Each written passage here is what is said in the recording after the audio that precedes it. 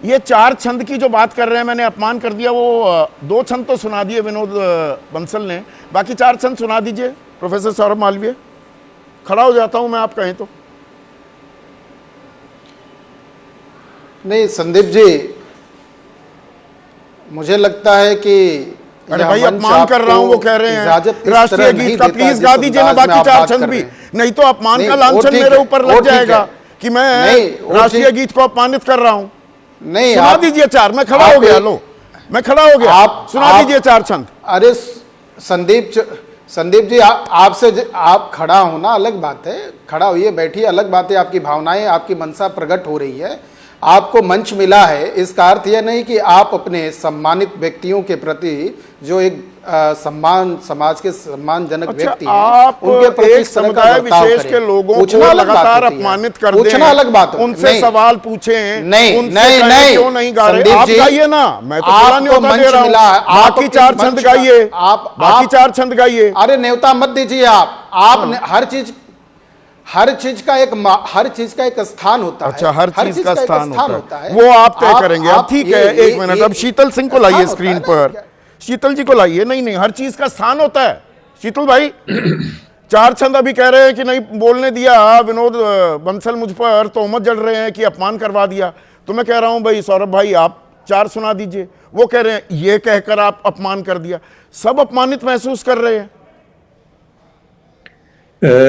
देखिए संदीप जी, हम देख रहे हैं कि हमारी जो लोकसभा की संसद है वो पहले दशक में करीब 135 दिन चलती थी, अब वो 55 दिन पे आ गई है। पिछले 10 सालों में हमने 106 मामलों में ऑर्डिनेंस से काम चलाया है, हम संसद पे उस पर बात नहीं करते। हमारी जो 55 दिन की संसद बची है उसमें भी 48% समय हम बहिष्कार पर खर्च कर रहे हैं। हम अपने जो लोकतांत्रिक उपकरण हैं उनको नष्ट कर चुके हैं काफी हद तक। नहीं, संसद की बात तो करेंगे, मैं ये कह रहा हूं ये अपमानित, मतलब वंदे मातरम, अब वो इस बात पर अड़े हैं विनोद बंसल की 6 के 6 छंद क्यों नहीं गाने दिए, और मैंने अपमान कर दिया। राष्ट्रीय गीत तो 2 छंदों का ही है ना, बाकियों को राष्ट्रीय गीत थोड़ा मानते हैं। देखिए, तो कहां किसने क्या कविता लिखी है, सारी कविता पाठ थोड़ा होगा यहाँ पर।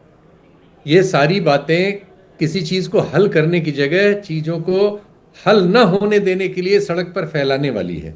हम आप सब जानते हैं कि इससे सिर्फ राजनीति होती है। असलियत यह है कि अगर इसकी कोई शर्त लगा दी जाए तो हो सकता है कि देश के 90% लोग इसको न गा सकें, और अर्थ जानने की बात होगी तो शायद 98% नहीं जान पाएंगे। तो क्या हम सारे देशवासियों को कहीं समुद्र में यही तो होता दिख रहा है। अब सुनिए अनुराग भदौरिया, मुझे मालूम है आपको फ्लाइट भी पकड़नी है, अभी विनोद बंसल आपको कह रहे थे कि नमाजवादी पार्टी जो है अपने आप को समाजवादी कहती है, वंदे मातरम तो संसद के सत्र जब खत्म होता है गाया जाता है, आपके मुस्लिम सांसद वहां नहीं गाते, वही अपमानित करते हैं, वो शब्द का इस्तेमाल किया। देखिए उनकी भाषा शैली ऐसी है, ये लोग वो लोग हैं जो राष्ट्र का सम्मान नहीं करते, ये खुद का भी सम्मान नहीं करते, दूसरा का भी नहीं करते, हर किसी का नाम बिगाड़ने में माहिर हैं। और हिंदुस्तान की संस्कृति संस्कार किसी को ये अधिकार नहीं देती कि आप किसी का नाम बिगाड़िए, किसी के बारे में आप शब्दों का इस्तेमाल कीजिए। अब जहां तक मैंने आपको बोला है, तो आप बीजेपी के भी तो बहुत झूठा पार्टी, बड़का झूठा पार्टी, मुझे लगता है कि न जाने क्या क्या कहते हैं। आपको अगर नमाजवादी पार्टी कह दिया तो इतनी परेशानी क्यों है? मुस्लिम तुष्टीकरण तो आप करते आए हैं। क्योंकि हम अपने काम पे विश्वास रखते हैं। नहीं, हम अपने काम पे विश्वास करते हैं। हम लोग काम करने वाले लोग हैं, हम विकास की राजनीति करने वाले लोग हैं। हम किसी के बोलने से और कहने से सुनने वाले लोग नहीं ना, हम उनकी बात मानते हैं जो हमारे विरुद्ध रहते हैं। दूसरी बात, मैंने पहले भी बोला था, मैं तो बहुत चिंतित और व्यथित हूँ। इस देश के अंदर में क्या सर्वोच्च न्यायालय के जज साहब पे चप्पल फेंकी जाएगी? क्या मन मुताबिक फैसला नहीं देंगे तो उनके बारे में कुछ भी बोल दिया जाएगा, जैसे बीजेपी के सांसद ने बोला? क्या मदनी जी कुछ भी कह देंगे? माने कोई भी कुछ भी कह देता है देश के सर्वोच्च न्यायालय को। खेमे के थे, हम तो देश के राज्यसभा सांसद बने, आप लोगों का सहयोग मिला तो महमूद मदनी राज्यसभा सांसद बने थे इस सदी के शुरुआती सालों में। वो इसलिए कह रहा हूं ना, मैं कह तो रहा हूं कि देश के अंदर में संविधान और न्यायपालिका का सम्मान होना चाहिए। और जिस तरह की बात आपने बोली कि आप वंदे मातरम की बात हो रही है, वंदे मातरम राज्यसभा में महमूद मदनी खामखा का हम एक विवाद दूसरे से पैदा मिलेंगे कर तो रहे ये हैं। वंदे इनको मातरम क्या या जय- कमजोर कौम कौन सी है, मजबूत कौम कौन सी है, जिंदा कौम कौन सी है? मैं कह तो रहा हूं कि जिस तरह की भाषा का इस्तेमाल किया गया, मैं उससे एकदम सहमत नहीं हूं, क्योंकि ये भाषा तो देश की, राष्ट्र की जोड़ने की भाषा नहीं है। हम राष्ट्रवादी लोग हैं, राष्ट्र की एकता की बात करते हैं, राष्ट्र के अंदर में तो भाईचारे की संबित बात करते पात्रा हैं, जो जोड़ने आरोप की लगा बात रहे करते हैं हम कि आपस में मदनी कभी का नफरत की भाषण ना राजनीति नहीं केवल करते हैं, भारतीय जनता पार्टी की तरह नहीं। भड़काऊ है, बल्कि वो उनकी देश को विभाजन की ओर ले जाने की कुचेष्टा है। सही कह रहे हैं संबित पात्रा? देखिए संबित पात्रा खुद ही यही काम करते हैं। भारतीय जनता पार्टी के लोग तो वही काम करते हैं ना, नफरत की बात करना, हिंदू मुस्लिम सिख ईसाई सबको आपस में लड़ाना, समाज के अंदर में डिवाइड एंड रूल जिसको बोलते हैं। तो अंग्रेजों के पंचिंदों पे खुद ही चलने वाले लोग हैं, ये क्या करेंगे दूसरों को?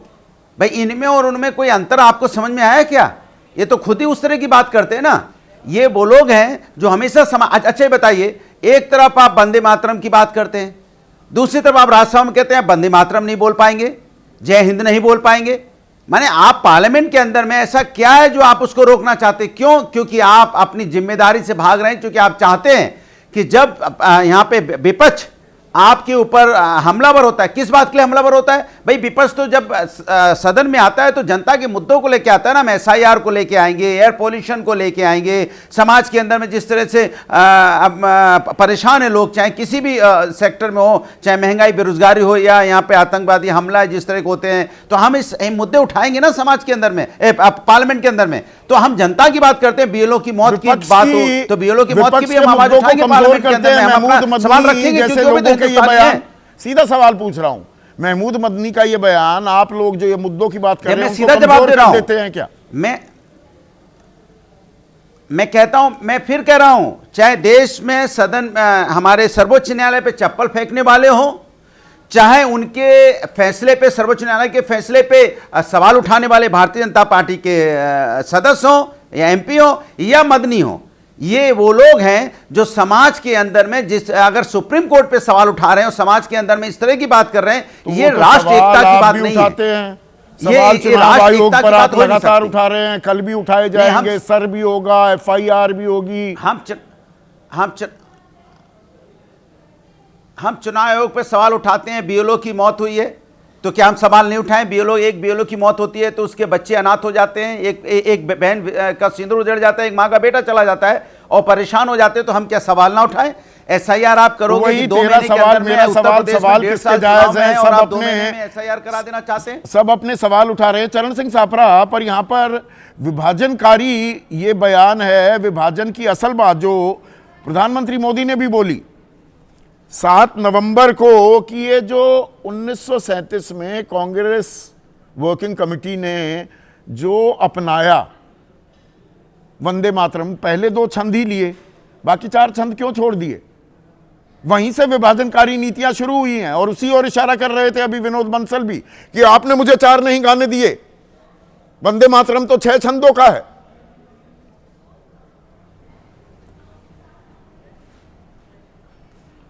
देखिए, भारतीय जनता पार्टी के नेता, ये एको आ रहा है, एको निकलवा दीजिए जी। भारतीय जनता पार्टी के नेता जो है वो इसी तरह का वक्तव्य करेंगे। मैं इनको याद दिलाना चाहता हूं कि संविधान सभा के अंदर वंदे मातरम को मान्यता मिली थी, और संविधान सभा में कौन थे? अध्यक्ष थे डॉक्टर राजेंद्र प्रसाद, उनके साथ में डॉक्टर बाबा साहब अम्बेडकर और पंडित नेहरू और सरदार पटेल, राजा गोपालाचारी, KM मुंशी, मौलाना आज़ाद, पुरुषोत्तम दास टंडन, श्यामा प्रसाद मुखर्जी, ये सब थे ना।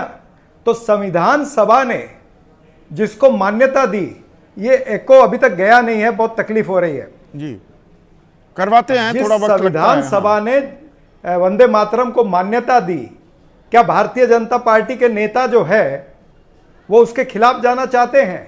और सर्वसम्मति से पास हुआ था।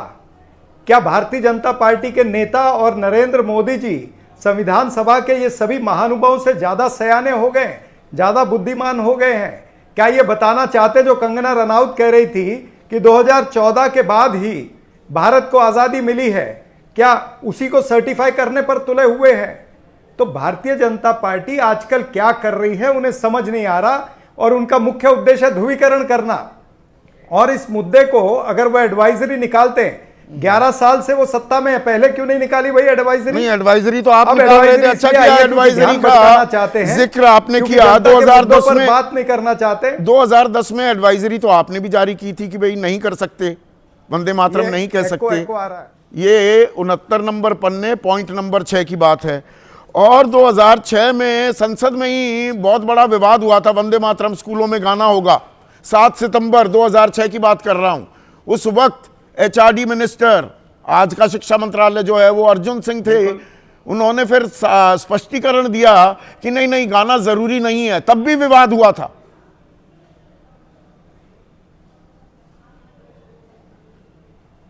हाँ, तो उस समय करेक्शन हुआ था ना, वही तो मैं कह रहा हूं कि यार ये फिर एको आ रही है और इतनी तकलीफ हो रही है।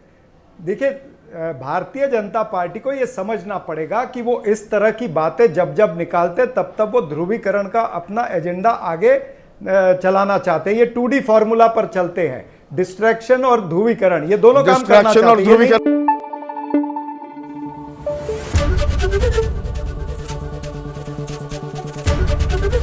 एबीपी न्यूज आपको रखे आगे।